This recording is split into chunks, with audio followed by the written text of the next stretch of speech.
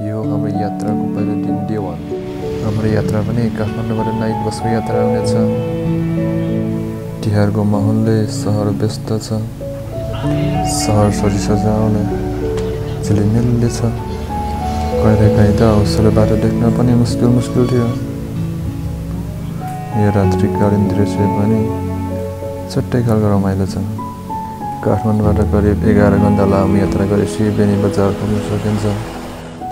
आज हाम्रो यात्राको डे 2। आज भने एकदमै रमाइलो हुनेछ।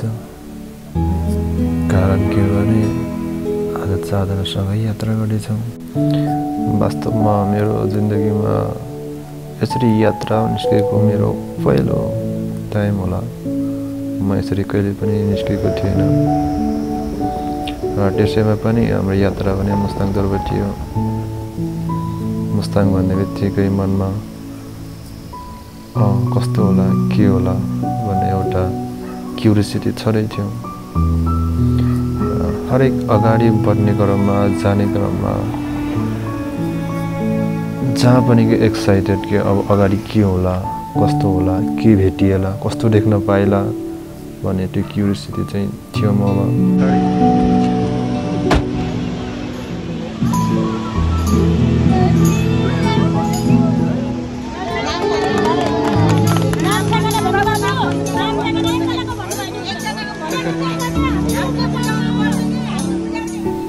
यो रूपसे सहर जो अति नै सुन्दर छ।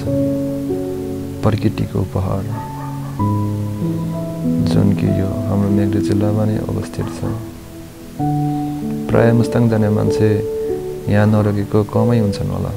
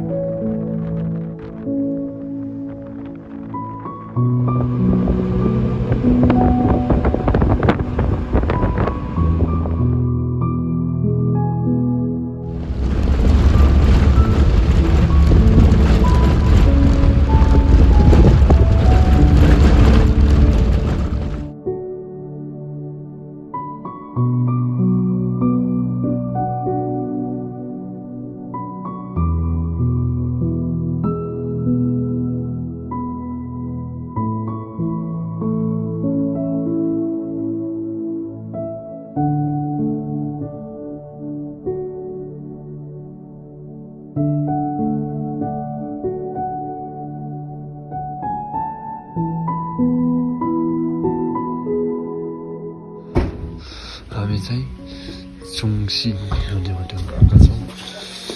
10 रुम पनि पाइयो। आजको लागि चाहिँ हाम्रो कसैलाई दिनुहुनेछ।